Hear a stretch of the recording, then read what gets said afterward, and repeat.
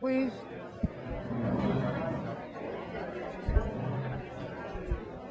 I pledge allegiance to the flag of the United States of America, To the republic for which it stands, one nation, under God, indivisible, with liberty and justice for all. Roll call, please. Supervisor Vecchio, Here. Councilman McCarthy, Here. Councilman Wareheim, Here. Councilman Creighton, Here, Councilman Malloy. Here.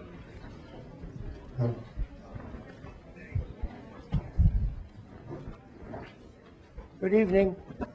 First public hearing tonight is to consider a special exception.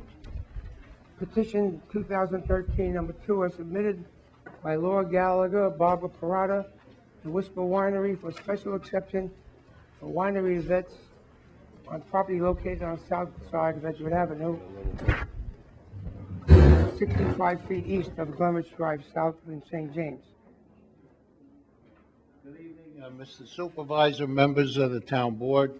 My name is Vincent Tremarco. I represent the applicant. We have submitted our affidavits of posting and mailing, I believe, to the town attorney.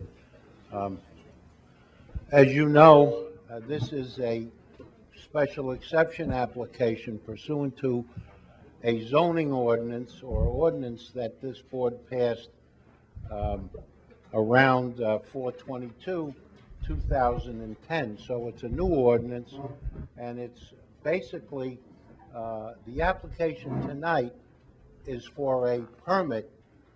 Generally speaking, permits are gotten before the building department, but presumably, and we think the reason for the town making this a town board special exception, because the town board considers this to be an important and relevant type of project whenever a winery is introduced in the town of Smithtown.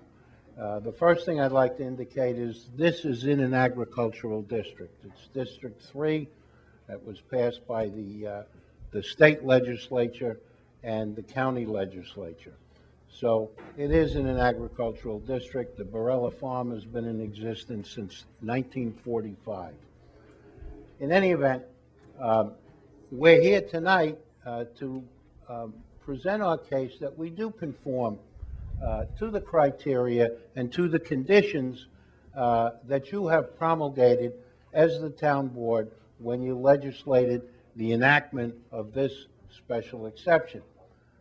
For example, we're required to have a minimum of 10 acres. We have 18 acres. 10 acres, or in your ordinance, it's 9 acres. No, I'm sorry, it's 10 acres needed for the production. It must be put to the production of grapes, the growing of grapes, and we have at least 11 or 12 acres towards that end of the growing of grapes. Another condition is that we need to have approval from the Agricultural and Markets Law, which we do conform to, and also from the state liquor authority, who we have received a license from the state. We've already been approved to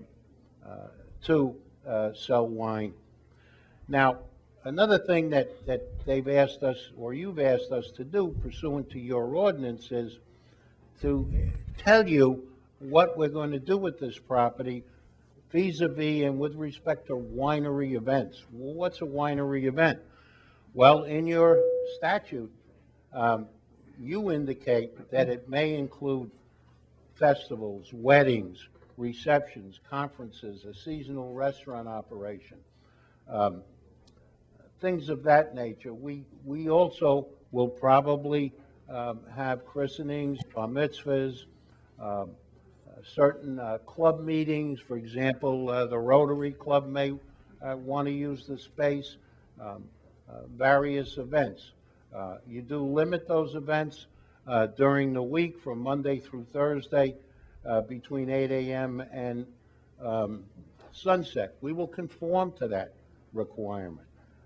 Friday, Saturday, and Sunday, it's from 8 a.m. to 11 p.m. Again, will conform to that requirement. So the, the, the purpose of your ordinance is to make sure that we conform to the requirements of the special exception.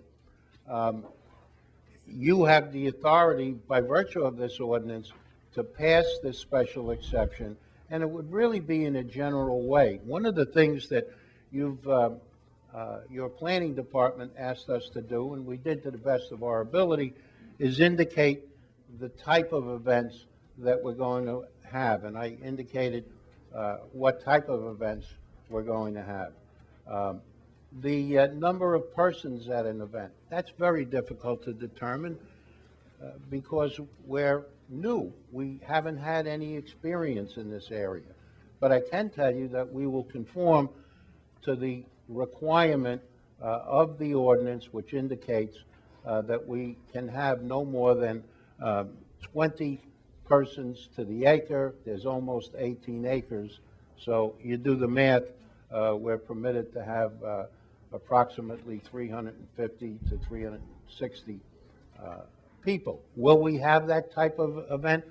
I think not. The average wedding from our research indicates that weddings are less than 200 people, generally speaking, and other types of events probably will not require that vast a population of people that would attend. One of the questions that all special exceptions delve into, and specifically this one does, it says, well, what kind of parking are you going to provide?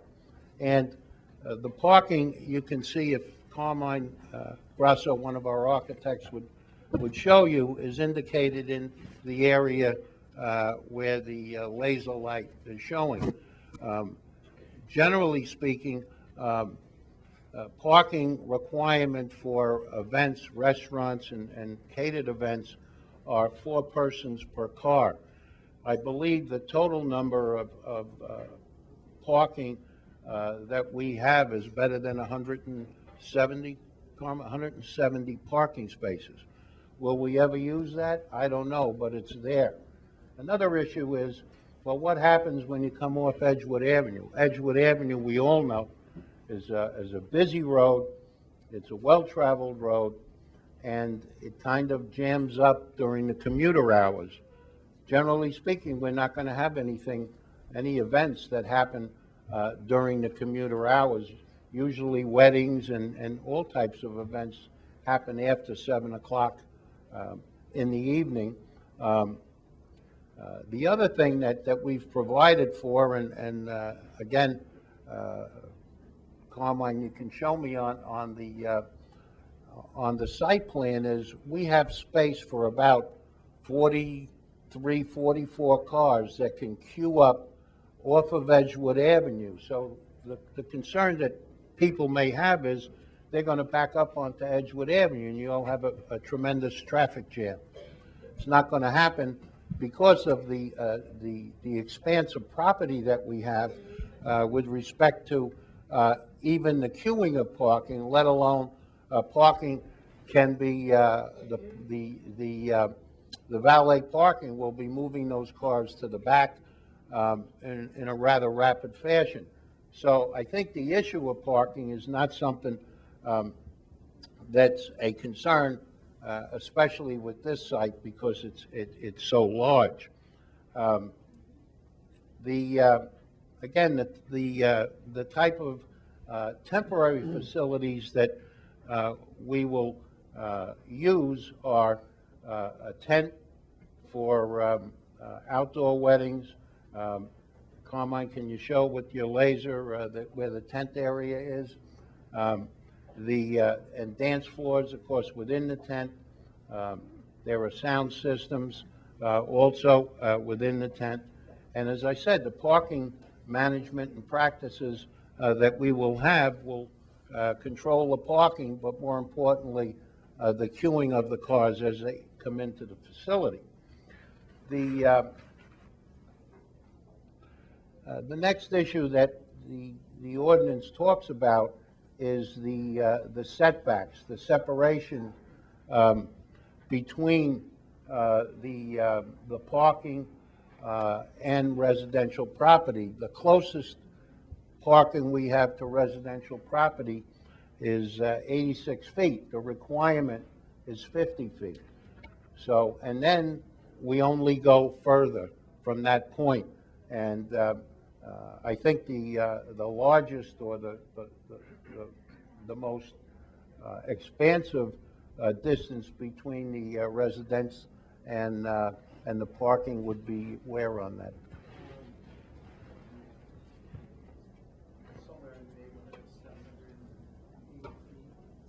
That it's indicated that it's about 780 feet, where the cars would be from, I guess it's the eastern parking, the eastern property line. The principal building indicated in the ordinance, the permanent building, which we intend to build, the requirement is 175 feet from property lines. We have our building at the closest point, 207 feet from a residential property line. So again, we have substantial distance from the residences in the area. There's two closed-in, or no, they're not closed in. They're porches with roofs over, and there's a concern that there will be people on the outside, and how far away will they be from the residences? Well, the building is in between on the closest side, and that's about 270, 280 feet from the residences, and on the other side, it's some 780 feet, something like that. It's just expansive. We have the property, so we are putting this permanent building and even the temporary buildings as far away as reasonably practicable to stay away from the residences, because we know and we're concerned about what the residents are concerned about, and obviously we know they're concerned about noise, they're concerned about traffic, and we try to mitigate that as best we can by the distances that we have with our building. Another question is, do we conform to Suffolk County Department of Health Services sanitary flow? Well, we do. Obviously, we would have to get a permit from Suffolk County Health Department for all the wastewater that emanates from the building. There will be, on occasion, if necessary, additional bathrooms in the nature of portable bathrooms. But most of the time, we feel that there'll be sufficient bathroom facilities within the main building, and certainly it must conform to whatever the health department says we need to do. So the idea of the special exception is to make sure that we conform to the requirements. And we do conform to the requirements.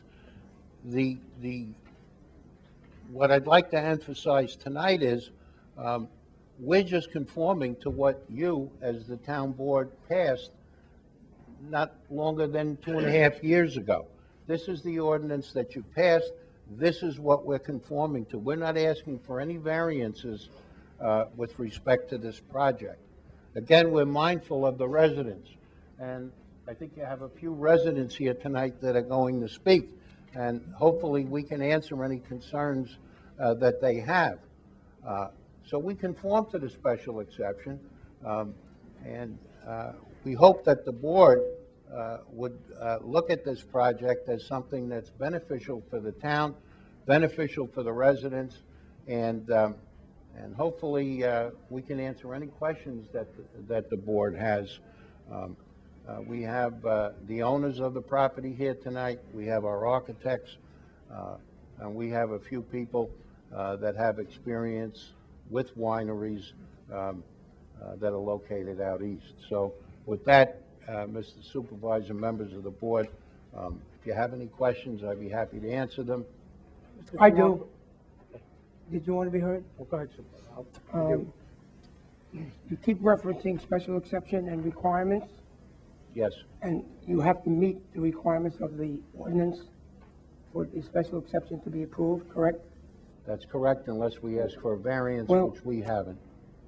The ordinance requests information on the planned events, specifically a complete and detailed description of the proposed types of events, including time schedules, maximum number of attendees, proposed temporary facilities such as tents, dance floors, sound systems, traffic and parking management practice, and proposed security. Specifically, your application says, it speaks in just very generous terms. So my concern is, how does one vote to approve a special exception when one of the requirements is not being met? What requirement is not being met? 322-104, 1B. Mr. Supervisor, you talking about being specific with the number of events? Yes. Okay, Oh, other things, other than just specific. Let me read it again. Complete and detailed description of the proposed types of events, including time schedules, maximum number of attendees, proposed temporary facilities such as tents, dance floors, sound systems, traffic and parking management practices, and proposed security. You've just given a general overview in your response to that part of the ordinance. So that's my legal question. okay. On January 25th, 2013, Cataldo Grasso Architects sent the letter to the town board, specifically to you, Mr. Vecchio, indicating our proposal, and we touch upon the events, we touch upon parking, the fact that there'll be no exterior music will be played after 9 o'clock. The building setback is 207 feet and so on. I won't bore you with every statement that is in that letter. Further,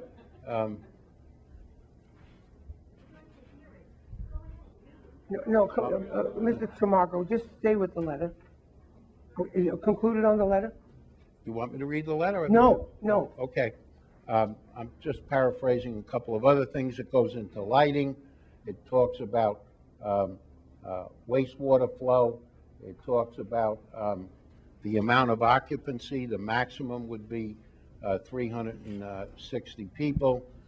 We then sent the letter pursuant to the request of the planning department, specifically, I believe it was Elaine Learned, and Cataldo Grasso then sent a letter on March 8th, 2013, which goes into the types of parties, and it basically says, which would include weddings, corporate functions, family parties, festivals, seminars, club gatherings, art exhibits, outdoor dining, wine tasting, and similar events.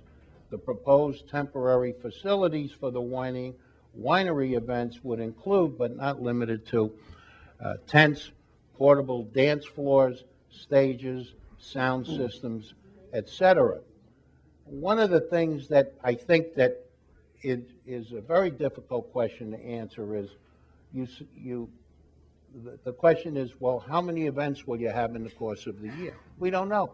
And we can't know because we have no experience with respect to how many events we will have, or how many people will attend these events. It certainly would be unfair for us to say now, unless we said we're going to have the maximum all the time, which we don't intend to, nor would business allow something like that. But the best we can do is say we're going to have events, we're going to meet the criteria of the maximums, we'll meet the criteria of the maximum amount of people that can attend. We do indicate that we will have security at events in the form of actual people at the events. Further, when the place is closed for the winter season, There'll be cameras and alarms will be installed. A winery personnel will be patrolling during all times when the winery is open. So that's really the best we can do with respect to this project. It's, I think, very unfair to ask us to speculate unless we speculate to the maximum with respect to every event that could happen and say, okay, you know what, we'll conform to the ordinance. During the week, we will have the affairs as required by the ordinance from, I believe, 8 o'clock till sunset, and we can have those from Monday to Thursday. Friday, Saturday, and Sunday, we can have them from 8 a.m. to, I believe, 11 p.m., and consider that to be the maximum. Will that happen? No, it wouldn't happen in a million years. But to get any more specific, we just can't do. And I understand that, but the ordinance requires it. And I understand that. You don't know how many weddings you will book. It's not easy to tell that. But the ordinance, and I read it to you.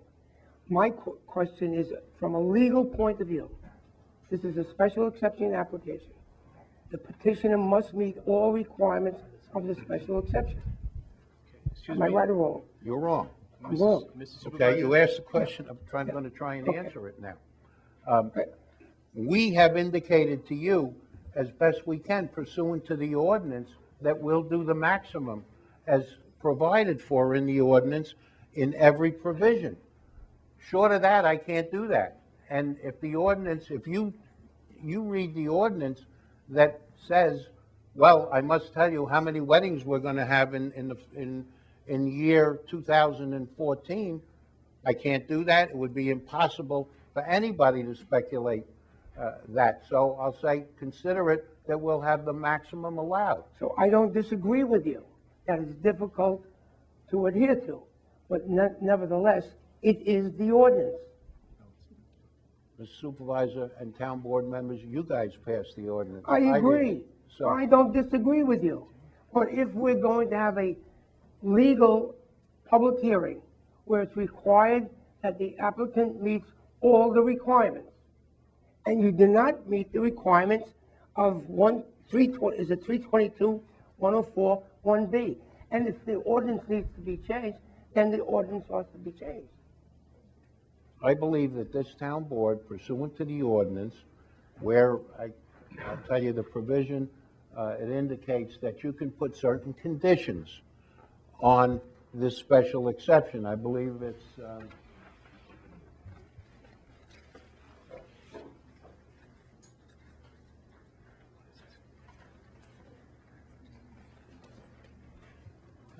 D, 322-104, D, the town board may impose such additional conditions on the proposed use as it shall deem necessary or desirable before granting the special exception.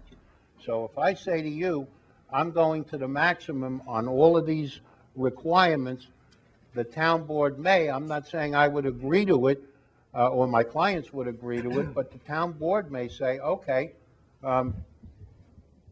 you're saying you're going to have the maximum.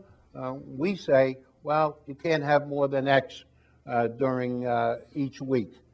I don't know if that's a good way to do it, but there may be a defect in the ordinance. But it puts me and my clients in a position of having to say, we'll do the maximum, because I can't do anything else.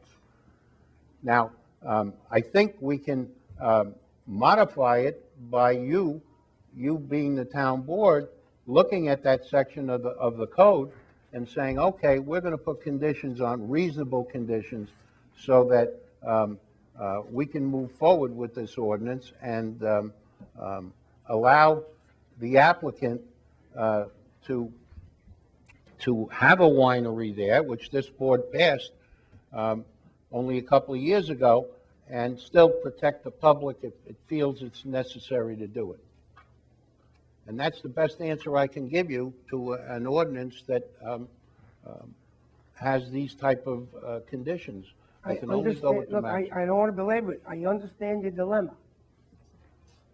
Maybe that's poorly drafted, asking for specifics when it's not possible to give them.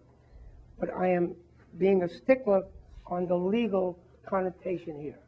If you don't meet that part of the ordinance, how can someone vote for the special exception? That's my Because question. All right. That's all. Okay, Mike, No. maybe you should ask your town attorney. Well, I don't know that you ought to be able to do that right here I don't and think now. I should do that right now. Yeah. But I would have to say that the question of the interpretation of the ordinance, I would say it's clear, and I would suggest that the town board maybe refer that matter to me after the public hearing tonight, and I'll handle it and respond appropriately. I'm going to one more time read it for the audience and for me, because maybe I can't comprehend what's being said here. A complete and detailed description of the proposed types of events, including time schedules, maximum number of attendees, proposed temporary facilities, such as tents, dance floors, sound systems, traffic, parking management practice, and proposed security. You have not provided that specifically. So how do you meet the special exception? That's my, okay, Mr. Wareheim, did you wish to be heard? Yes, sir. On the permanent structures, Mr. Tramarko, is that one permanent structure? Yes, Only one on the entire facility? I'm sorry? On the entire facility, one permanent structure? Yes. Okay. Anyone else on the board? And we'll go to those who wish to be heard. Irma Gorman.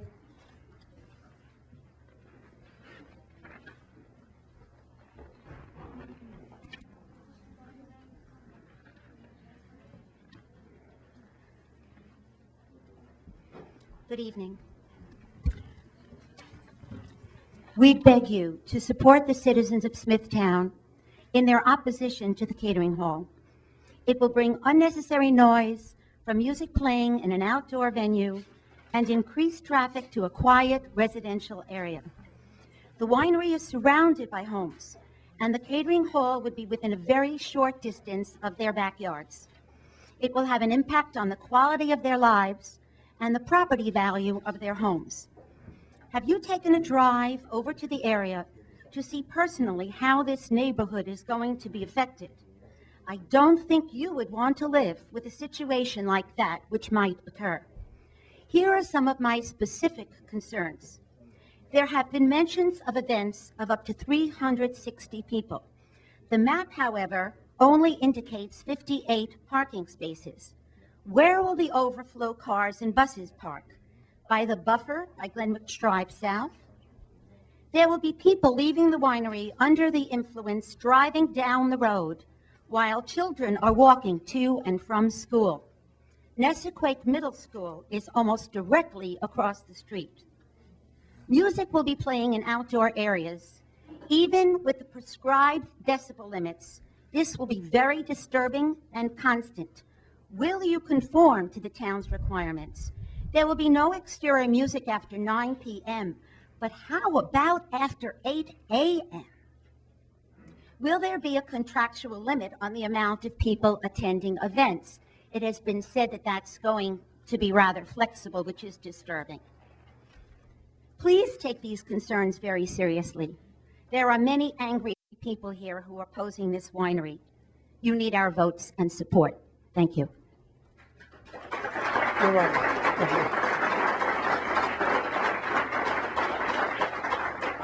Robert Scully.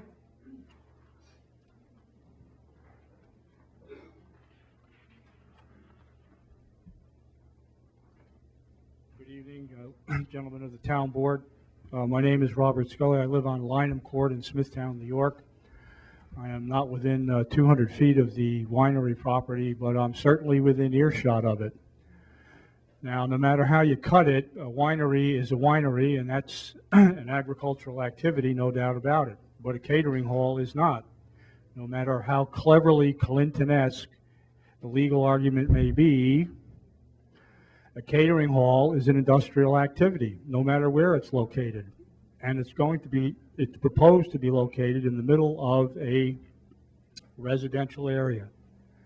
For all of the reasons that Mrs. Gurman just mentioned, it simply doesn't belong. So I urge you to use your common sense when considering this exception and turn it down. Thank you very much. Jeanette Scully.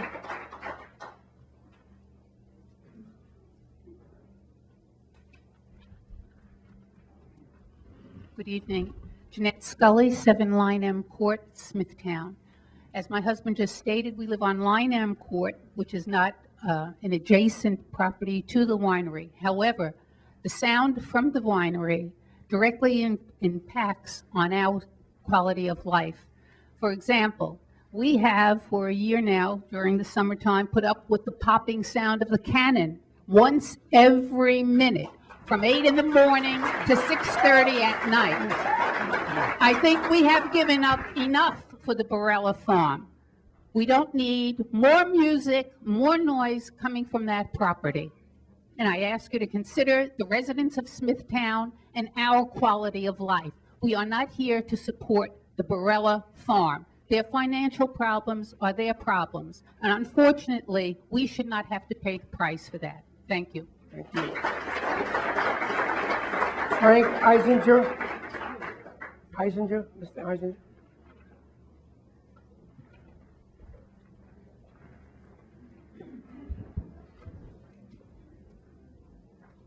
Good evening. My name is Frank Eisinger, and I reside at 3 Regal Court, St. James. I have been a resident of Smithtown since 1963, and I reside at my current address since 1968.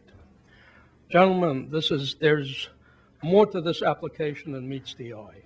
The impact of approving this special exception is far greater than you may realize. The wine tasting function appears to be nothing but a Trojan horse to get the approval for a catering business, which would not just be limited to a building, but be mainly outdoors with up to 360 people in attendance. Without the special exception, the wine tasting function alone would not be economically feasible. There are 2 major issues regarding this application. One is noise, the other is traffic.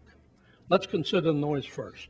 360 people outdoors can create a lot of noise, but that is nothing compared to the loud music that is a must at any function nowadays. Let's be honest, we have all attended functions where the music is so loud that one could not conduct a conversation with a person sitting next to you. If it's indoors,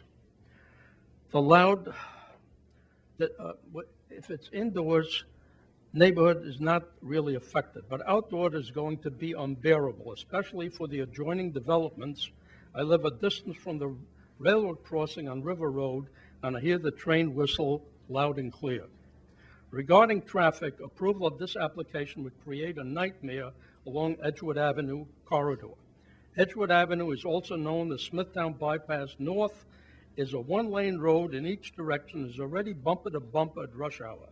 The facility most likely would not be able to provide parking for approximately 150 cars that 360 guests may bring.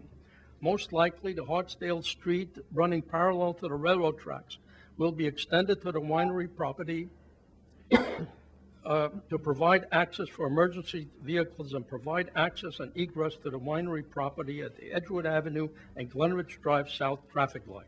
Guests not finding parking will most likely park all over the adjacent development. This traffic situation not only affects our local neighbors, but people as far as Port Jefferson and beyond who use the Edgewood Avenue corridor. We have a right to live in peace, and the winery applicants have a right to pursue their economic goals. The town board has to make a decision whether the economic goals of 1 or 2 families outweighs the horrendous negative impact that affects literally thousands of commuters, not to mention local residents. We elected you and are putting our trust in you to do the right thing. Please don't disappoint us. Thank you. Mrs. Cossens.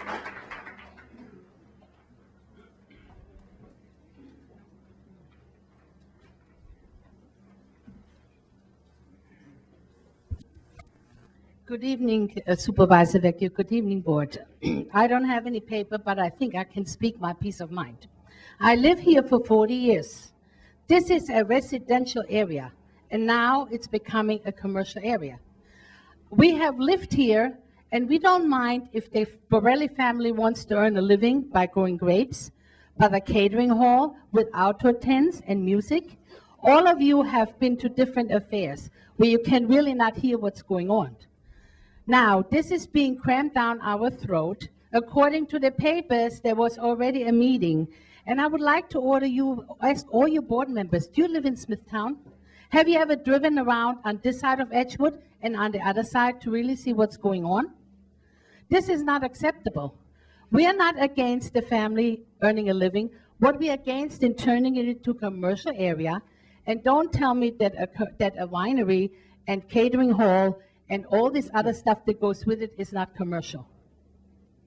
So I would like you to consider, because gentlemen, all of you are up for election, and all these people here will remember. We may not be quite as good as these people, but trust me, when elections come around, all of those people will remember. Nobody cares what happens to the residents. Yes, they need to earn a living growing grapes, but all this other stuff, outdoor tents with music, are you kidding me? With porta potties? And do you think, and honestly, have you ever gone to a function and you couldn't find a parking spot at the facility, and you drove down the street and you parked in front of somebody's house? We all done it. So you think that people are very nicely just parking where they're supposed to be? Come on, gentlemen. This is a joke. Please consider what's going on and do take a drive. Go around and take a drive. Thank you. Thank you.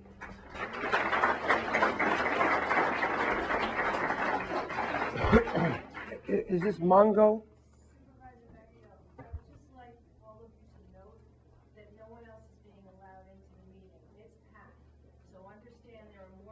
Okay. Okay, thank you.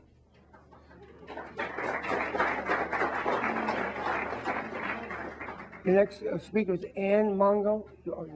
Hi, I'm Ann Mango, and I live at 4 Long Hill Road, about a half a mile from the Barilla Farm.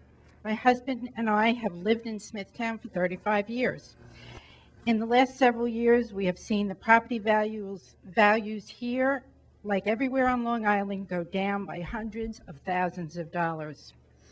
Vacant buildings, empty stores, and properties that have been abandoned, like the one at 436 Edgewood Avenue, the Bamboo House, are everywhere, and major eyesores in our community.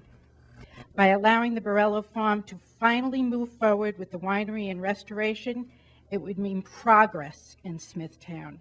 It would be a unique and positive addition to our community.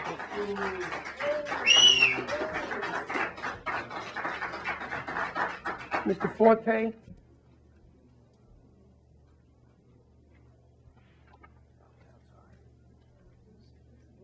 Steve B-A-T-E, is it?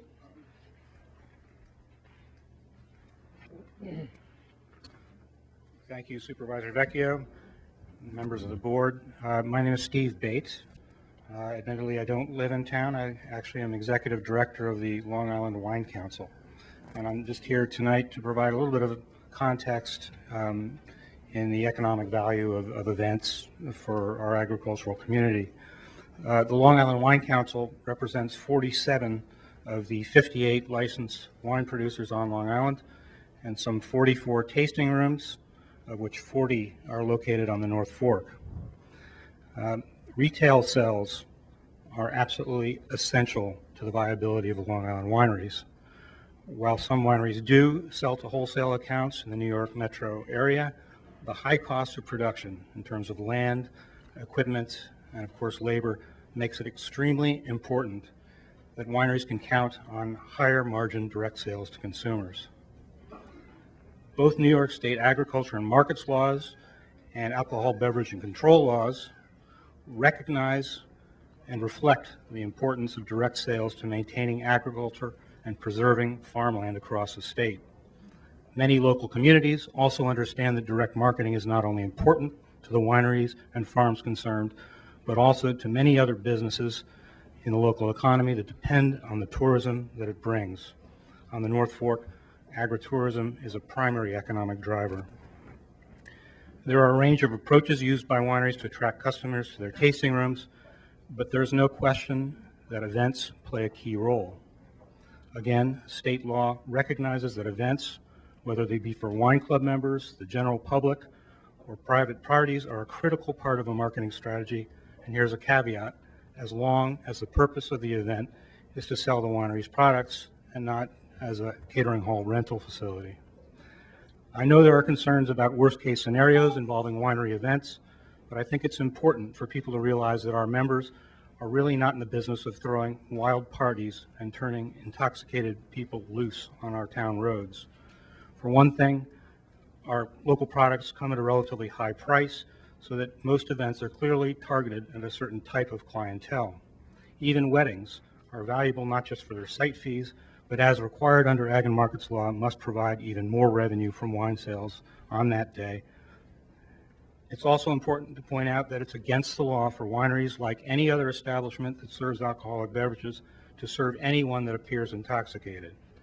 Our wineries take this extremely seriously. The loss of a winery license means the potential loss of a business that has invested millions in land and equipment. That's why our wineries send their staff to frequent tips training courses. Lastly, our members are clearly members of the community in which they operate. Thank you. Ron Gola?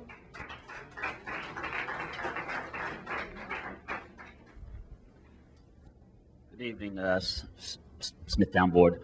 I'd just like to say that, I am a member of the farming community, and where I do not know Steve personally, I've had several conversations with him. I have a family-run winery out on the East End, Whisper Vineyards. We've been there for over 35 years.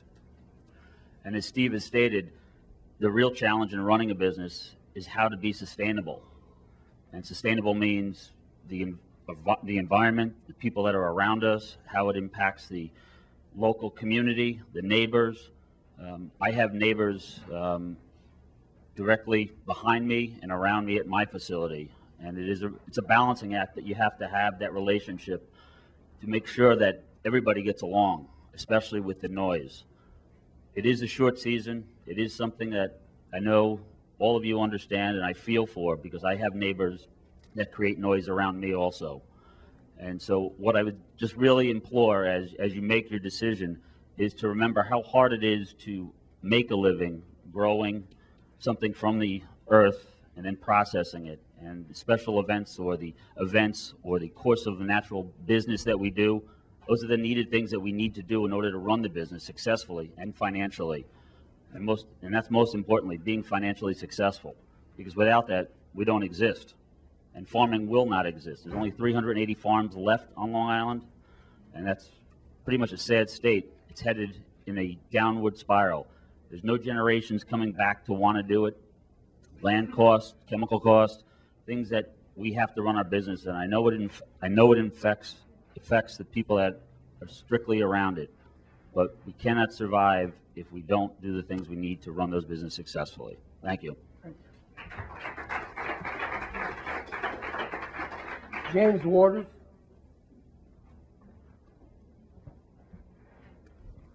Thank you, Board. My name is James Waters. I'm also with the Long Island Farm Bureau. I also own Waters Crest Winery, and I am the treasurer for the Long Island Wine Council.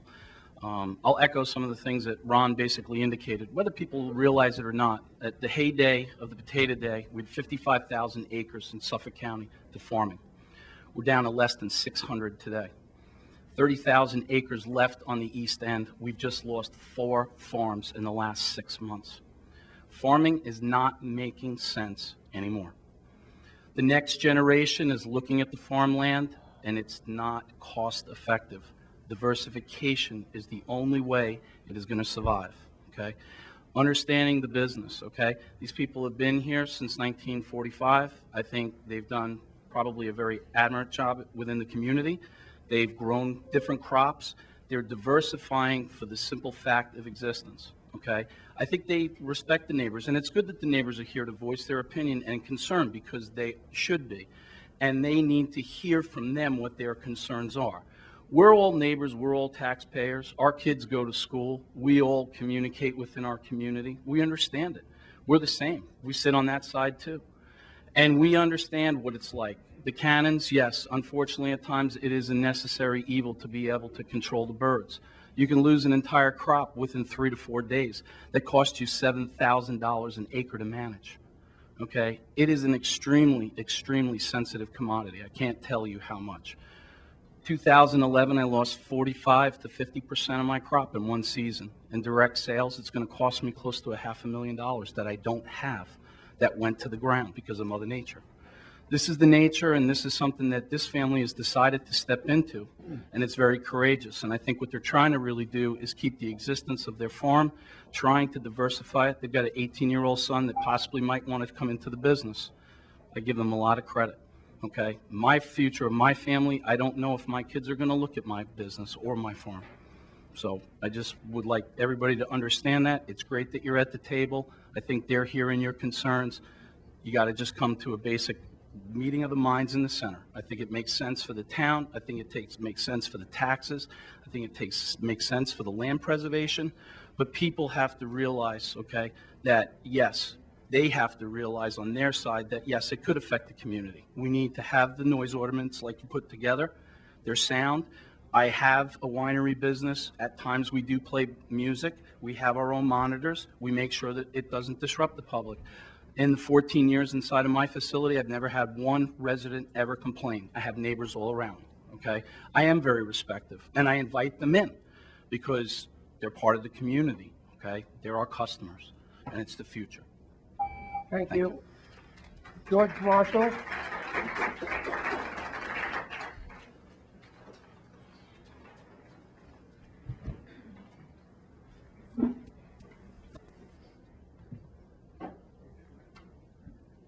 My name is George Marshall. I live at 12 Regal Court. The basic economic sense of how many events they're going to have is what they're going to need to pay off their loans and whatever they have. So you can basically judge whatever they put into the property and the basis for the events based on that. There's a traffic situation on Edgewood that everyone knows. It's very clear. It happens every night. What's going to happen when, say there's 360 people that come to a wedding? The 4 people per car is extremely generous. Usually there's 2 people in the car. If you look on the road, there's probably less. That would total 180 cars. Where are they going to queue up these cars? And then what's going to happen once these cars are queued up and if there's a fire or an emergency at the place? Also, the traffic on Edgewood could cause an issue where, say someone is sick in their home and an ambulance has to get through and they can't get through because of that. There's issues with proximity to the traffic light, proximity to the school and churches in the area. It's basically a catering hall, and that's basically where they probably make most of their money. The noise is going to be an issue for the residents, especially the ones that live very close to it. I looked around. There's other vineyards and wineries that they stop the music outside at 6 o'clock. So that's basically some of the issues I figured I'd bring up, and that's basically all I have to say. Thank you. Thank you.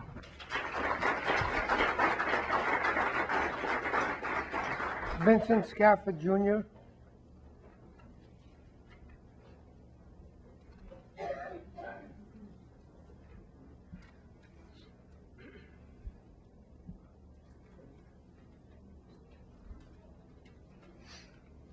Good evening, Mr. Supervisor, Vecchio, and town board members. The construction of this winery or catering hall will definitely degrade the quality of life and the property value surrounding much of the homes.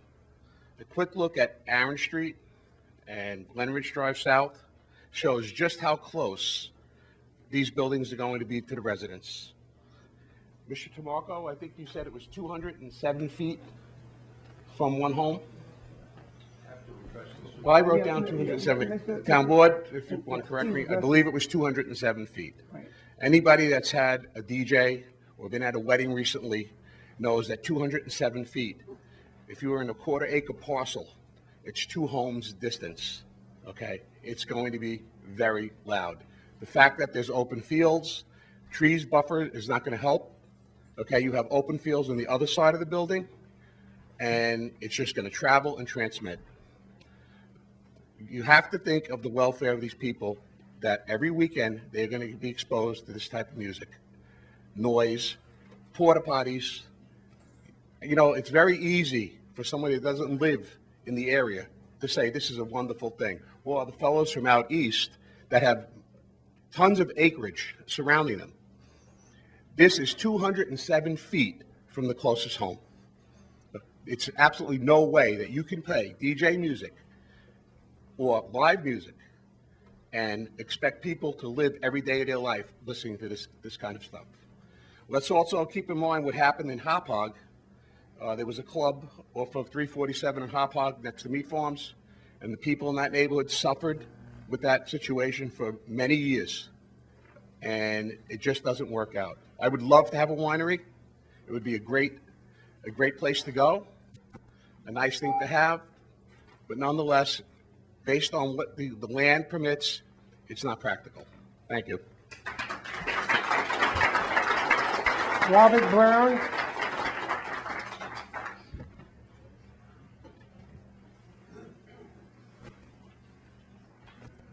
Good evening, I'm Bob Brown from 19 Moore Street. I won't take up much of your time, just a couple of points.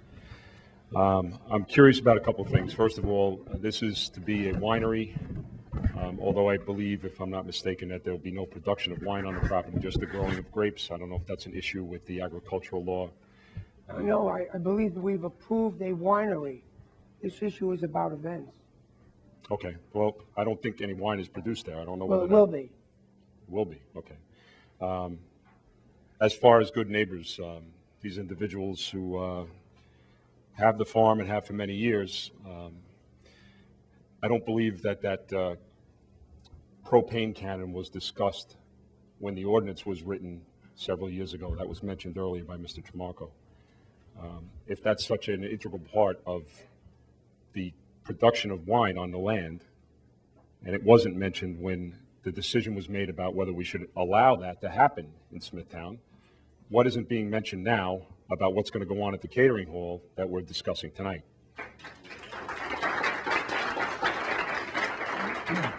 That cannon, by the way, I don't know, someone said every minute. I think it's more frequent than that. And it's infuriating. It's not just annoying. I would like to know who is going to monitor whether the catering business generates more funds than the sale of wine. I would like to know who is responsible for that. And I don't know that answer is forthcoming from the board, so I won't wait, but I would like to express that it's very disappointing to see articles like this when many of you are in here indicating that you've already decided this matter before this hearing took place. Not acceptable.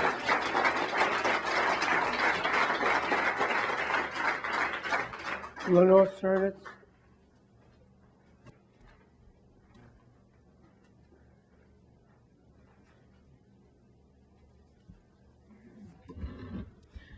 Good evening, Supervisor Vecchio and Town Board members. Lenore Cernitz at 22 Damon Circle.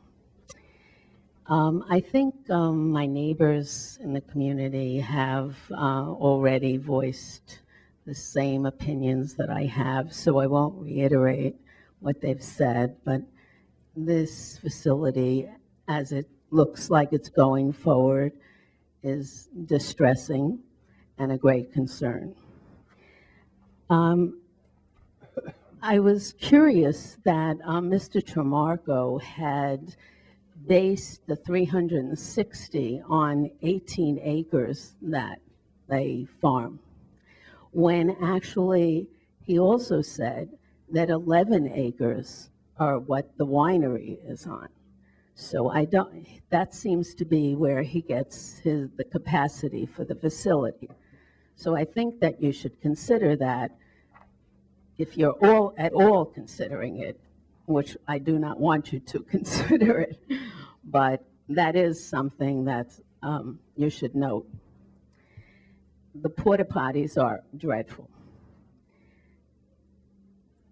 When a number of years ago, when we dealt with Edgewood Avenue, we did traffic studies. That was at the time that we were concerned about truck traffic on it, commercial traffic on Edgewood Avenue. And eventually you came to the same mind that were at, which was to take the commercial traffic off the Edgewood Avenue, because at that time, there were 15,000 cars going up and down Edgewood Avenue in any day. Today, there's more traffic than 15,000. Once Stony Brook put up its research facility, the traffic from there goes back and forth. We now have traffic backed up 5 o'clock. You're talking about having affairs, catering from Monday through Thursday till sundown. That's at the height of the commuter traffic. In the morning, I can't imagine what it would be like. And the weekends are, there's just as much traffic because people are going back and forth and they're entertaining themselves on weekends or shopping or whatever it is, and then there's still a great deal of traffic. So the traffic that would be generated by this facility is tremendous, and it should be taken in consideration when you make your decisions. Thank you. Daniel Damiano.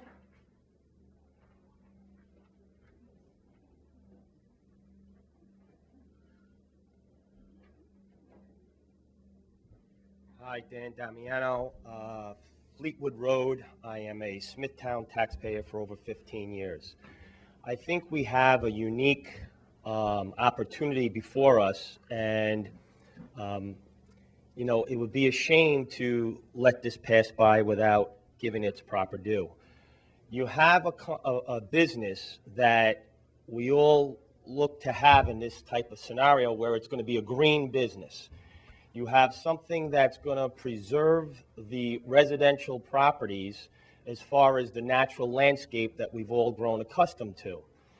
The other option of having something there that would cause all these other concerns as far as if the Borellas or the Gallaghers decided to use the property for other uses would not be something that everyone would entertain also. So at this point, to have it being what it is, as far as a green type of scenario, preserving the land, it's a neighbor that everyone's known for over 50 years and has been accustomed to. It's not something where people are going to be here that we don't know what we're up against. We know the people, we know what they're about. It's not something strange. The last thing I want to see is something like that change, where we have something new, we don't know what to expect. At least we know that what their intentions are here, which is to keep and preserve the property. The other thing is the business aspect of this is that it will bring other people from other towns and other areas of Long Island and spend their money here in our town of Smithtown. You see too many businesses up and down the road that you are closing, the environment, whatever it is. Now you have a business that's coming in that's going to draw it. Instead of having the town of Smithtown residents drive all the way east to go to wineries or to spend their money out there, now the money stays within the town of Smithtown. You have other people coming in also spending the money in the town of Smithtown. It helps the small businesses, and it's going to help the entire town as a whole by keeping the Borellas Winery open. That's what I have to say.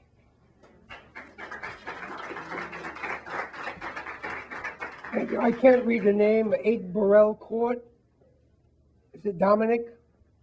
Yes, sorry. Good evening. We're not talking about growing grapes. We're not talking about preserving the greenery. We're talking about a repurposing of the initial winery into a commercial catering hall. Okay? I didn't buy my home in a district that was zoned for commercial purposes. And now we're being told, and what was interesting is that nothing by the petitioners here talked about the impact of what they're doing on the community. And we're being told that we have to suck it up, or else they're not going to make as much money as they want to make. The people who spoke to you from out east in favor of the vineyard proved their point. They've said to you they can't make money agriculturally. They have to do all these other commercial businesses in order to make money because the vineyard doesn't support it. That makes my point. Please consider this, consider the traffic, consider the impact on the community, and consider what you initially approved when you approved this. You approved a vineyard. You didn't approve a catering hall. Thomas Ryan.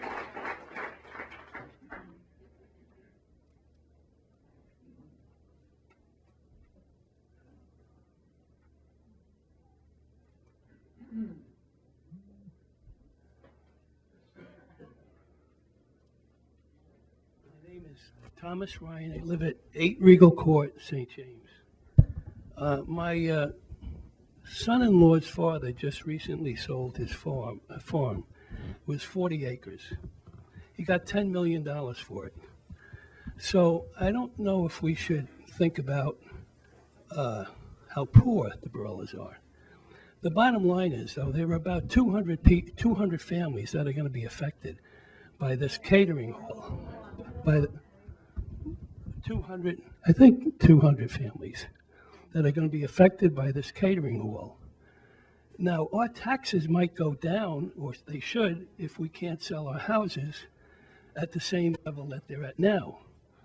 Now, how much does Barella's farm pay in real estate tax? We pay about $2 million. What do they pay, 10,000, 20,000? So I think we should get, and anybody on this committee who doesn't vote for us, I guarantee you, we're going to vote them out of office.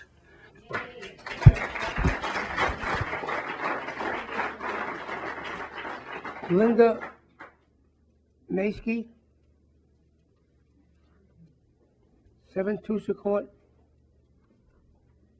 I guess I didn't say your name right. Hi. My home is right. Is your name Maskey? Malsky. Malsky. My home is at 7 Tusa Court, which is right next to the vineyard. And so you've talked a lot about a lot of things that were to be that we know, but I like to talk about things we don't know. We don't know exactly how we're all going to be affected by the noise pollution. We know it's going to be terrible. We know it's going to disrupt our peace. We know it's going to disrupt our children's peace, our children's ability to study, our ability to think straight and enjoy our own lives. We don't know how this traffic is going to impact our lives, getting to work on time, getting home from work to be able to spend time with our families. We don't know how, when you put the words together for tents, stadium, or portable dance floor, loud music, and liquor license, that scares me. It causes me a lot of concern.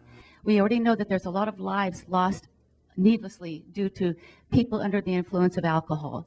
And now we're going to have to worry about our kids driving, about ourselves driving, about our neighbors, our friends, our families driving, when we don't know how we're going to be impacted by all of this. And accidents that can occur, and motor vehicle accidents that can occur, as well as possibly increased crime rate that may be occurring as well. We don't know all of the answers, and we don't know how this is going to impact us, but we all do believe that it's not going to impact us for the greater good. Thank you.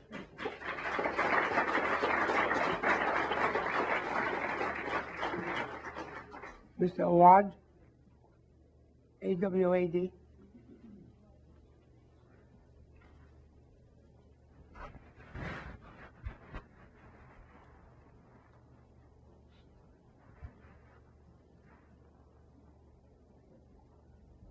Good evening, Mr. Supervisor. Town Board, good evening. I'm here tonight. I live in Smithtown, right off of Edgewood on Whitney Gate. I also work in Smithtown. I have a mobile dry cleaning business, and I'm up and down Edgewood all the time. I think it's working fine. Yes, there are certain times of the day that it's difficult, but for the most part, it is a fine operating system. I'm here tonight because I sit on the board of Smithtown Chamber of Commerce. I'm here tonight representing the Smithtown Chamber, and we believe that it's a positive business progress, and it's definitely in the right direction. We also believe that this is going to bring business and prosperity to the town that we are definitely in desperate need for. That's all. Dale Peretz.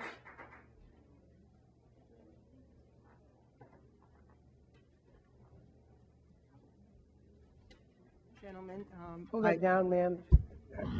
gentlemen, I did not come prepared, and I'm probably going to say things that other people have said, but hopefully you're going to hear it enough times, and you will vote for us. I don't think it's hopefully, about getting voted in or voted out. I know, Mr. Vecchio, you've been here for many, many years, and I really hope that you will think about us, not about a vote, not about sitting in your seat again, because that's what it should be. You should be thinking about us. Lived here for 44 years. I was totally unaware of this until recently, and I believe that I bought in an area that does not allow commercial. It's not zoned for commercial. That's why we have churches. We had a Y. It's not zoned for commercial. It's a quiet, upper middle class neighborhood. It's always been quiet. I don't believe we have any significant crime rate. Another concern I really have is someone was poo-pooing the fact of Nesquik during the week. Well, what about Nesquik on the weekend when the kids have games and so on? What about a child crossing a street? And the fact that people will leave inebriated is a given, and we all know that. So I just hope that you will think about the people in this town. You will live in the town and think about us, not just about your votes. Thank you. Diana Ervio.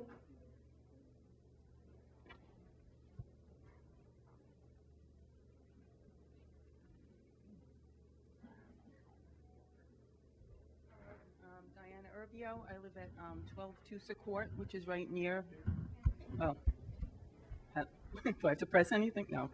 I'm definitely concerned about the noise level. The cannons going off every like 30 seconds was really very disturbing in the fall. And the point is, a vineyard and a farm is great to have there. We live in a nice bucolic area. But if a catering hall, there are zoning, restrictions for a reason. And there are plenty of other areas on Long Island where they could build a catering hall if that's what they want. But if they just want to have a vineyard with maybe a limited amount of tastings, that would be fine. But it seems like they didn't even follow the ordinance, as Supervisor Vecchio said in the beginning, that required how many scheduled events will there be. And if we don't know what those events are, how can you just leave it open-ended? All of a sudden, we might have brunches going on in the morning, or you might have just all summer long from April to November, you might have events. And I don't think that that would be right. And at this point, it might only be 300 families that you're considering.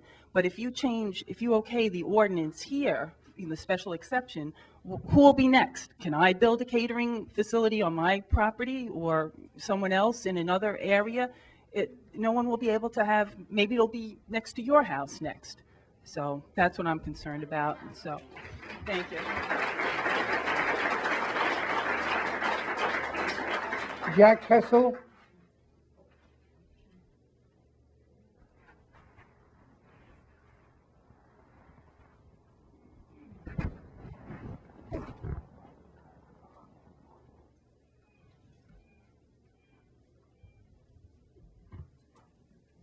Mr. Vecchio, Town Board.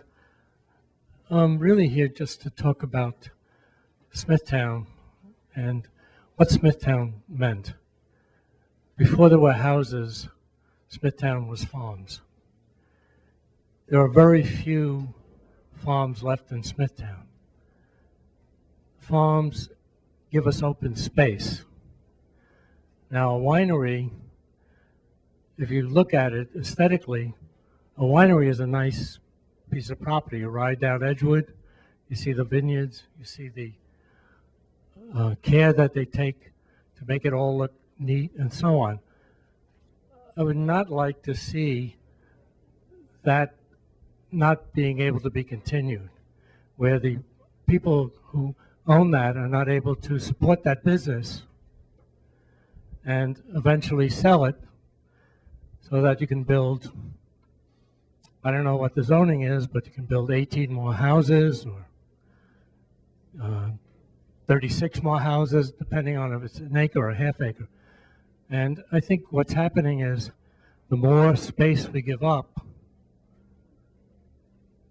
the less our quality of life is. And coming from the West Bank, the other side of the river, we appreciate our open space. We fight to keep our park. We fight to keep our space. And I can appreciate the people, their concerns about what the impact is going to be.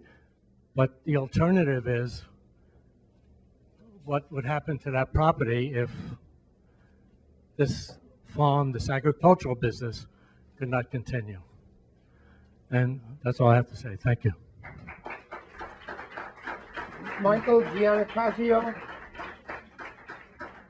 Michael Giannatasio.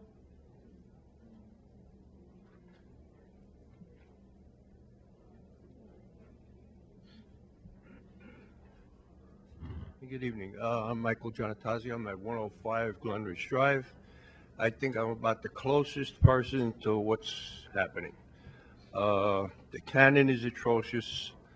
The noise is going to be atrocious. We were all against the traffic and the building of the Y because of for basically the same reasons. And now we have the same problem.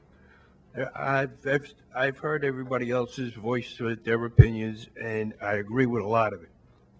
But we don't know what the future is going to bring, and I hope it doesn't bring another North Fork Vineyard number 48 effect to this town. This is also taking, if he puts up a catering hall, it's also going to take away from the restaurants and small businesses in Smithtown. And, Smithtown is what we want to keep going. The vineyard is fine.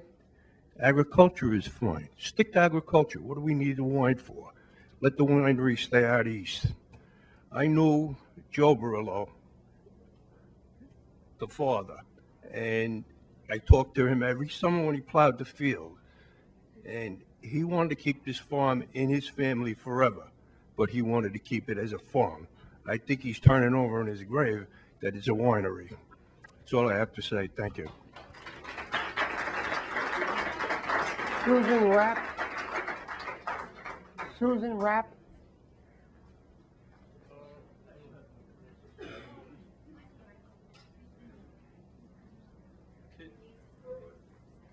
Can somebody read this article for me because I don't have my glasses? We'll get somebody else to do it. Well, Ms. Anastasia, why don't you give it to that lady and she'll read it when it's her, we'll call her up. Well, we'll allow you to speak again. Yes, sure. Well, why don't we allow Mrs. Rapp to speak first? And then you could do that, okay? Good evening. We had a gorgeous day today, didn't we? Phenomenal. Raise your hand up there. How many of you can't wait to sit in your backyard, light up your barbecue, go in your pool, and have some company over? Please. None of you? Because that's what we want. Okay? We had it taken away with the cannon. All right? Now, you're going to kill our home values. You're taking away the quality of our lives. It's very nice that Smithtown residents came and spoke up. And I know that those Smithtown residents do not live in our backyard where this is going on. So it's very noble of them to speak up for the vineyard. And the gentleman from out east. My parents lived in Southold for years. It would take forever to drive the North Road, also known as Sound Avenue, because of all the stuff going on at the vineyards. Have you been to the vineyards out east? Do you know what goes on? You've got barbecues, hoedowns, you've got all kinds of outdoor music, all kinds of outdoor entertainment. And you want us to suck it up and listen to that and lose the value in our homes. We invested a lot of money in our home. We redid every room. But now I'm going to lose that if you people vote to support this. Out east, there are acres and acres between the vineyards and the homes. The homeowners aren't affected, except for in Cutchogue with Vineyard 48, where people are urinating in people's yards, where there's people having sex out in other people's yards. Is that going to go on at Barella's? I don't think so. I don't begrudge Steve his grapes and his wine and a wine tasting room. That's fine. We all thought that's what was happening. Now, all of a sudden, we have a catering hall being shoved down our throat, and we're supposed to be guilted into the fact that this is good for our economics in our community. That's a bunch of baloney. You're killing us if you go along with this. We entrust you to look out for us. I was enraged yesterday morning. Mr. Creighton knows it. Mr. Vecchio knows it. When I read in the Newsday, and I've summed up that 3 of 4 councilmen have spoken out in favor of something that we're just here about tonight. That's a little frightening to me as a voter, as a taxpayer, as a homeowner. So I am begging you, put yourselves in our homes. Think about your backyard. You not being able, oh great, 9 o'clock at night, everybody. 9 o'clock is time to light up your barbecue and go outside, all right? Thank you. That's the last one? You see the last one? I am reading this for Mike. Okay, Mike, sure, please. Just Okay. say your name for the record. My name is Irma Gurman. Mike actually told me about this article, so I'm reading it for him. It was in the New York Post on April 19th. The article is titled, North Fork's Grapes of Wrath. A Hamptons vineyard wants its whiny neighbors to stick a cork in it. Vineyard 48 on the Tony North Fork of Long Island is suing the town of Southold for information about noise complaints, according to a new Manhattan Supreme Court filing. Community members complained that the winery has morphed into a nightclub over the past 2 years, drawing loud, hard-drinking crowds of up to 700 people on weekend nights, some of whom urinate and fornicate nearby. Now Vineyard 48 is at risk of losing its liquor license, and town administrators are refusing to hand over documents related to gripes about the grape growers ahead of a May 13th State Liquor Authority hearing, according to the suit. A lawyer for the winery said he needs the papers to prove his client is being unfairly targeted. Thank you. Okay, there are no other applications to speak, so I'll move to close the hearing. Thank you. Supervisor Vecchio? Yes. Councilman McCarthy? Yes. Councilman Wareham? Yes. Councilman Creighton? Yes. Councilman Malloy? Yes. Okay, the next public hearing is to consider amending the zoning code and/or map of the town as petitioned by Bowler Long Island Operating Corporation.